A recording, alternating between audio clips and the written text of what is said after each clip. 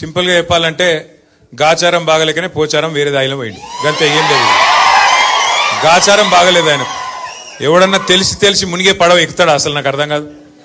ఆ కాంగ్రెస్ అనేది ఉంటుందా? అసలు ఉండే పార్టీ గన్లో పోయి ఇక నేను మొదలు పుట్టుక కూడా నాది కాంగ్రెస్నే పుట్టినా అని చెప్పి డైలాగులు కొట్టి అందులో పడ్డాడు.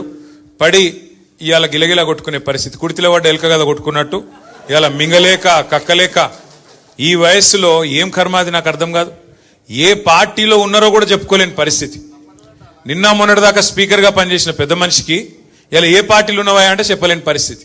ఇంతకంటే అవస్థ అవసరమా ఆ పెద్ద మనిషికి? అందుకే నేను మీకు చెప్పేది ఒకటే, ఎలక్షన్ ఎప్పుడొచ్చినా, ఎలక్షన్ ఏ రోజు వచ్చినా పోచారం శ్రీనివాసరెడ్డి గారిని ఓడగొట్టడమే లక్ష్యంగా మనం పనిచేద్దాం. ఖచ్చితంగా కాంగ్రెస్ ను బొందబెట్టాలి. పోచారం శ్రీనివాసరెడ్డి గారు దేవుని మీద ఒట్టేసి ఏదైతే మాట తప్పిండో, తెలంగాణ తిరుమల కేసీఆర్ గారు ఇచ్చిన నిధులతో ఆ రోజు కేసీఆర్ గారు స్వయంగా వచ్చి తెలంగాణ తిరుమలలాగా డెవలప్ చేస్తా అంటే బ్రహ్మాండంగా కోట్లాది రూపాయలు నిధులు ఇచ్చిండు. ఆ రోజు ఏం చెప్పిండు ఆ పెద్ద మనిషి? బొందిలో ప్రాణం ఉన్నంత వరకు మీతోనే ఉంటా అన్నాడు. మరి అలా ఏమైంది? ఏం అవసరం వచ్చింది? దేవుడి మీద ఒక రేవంత్ రెడ్డి ఒట్లు పెట్టి మోసం చేస్తాడు అనుకున్నా. పోచారం గారు కూడా మోసం చేసిండు.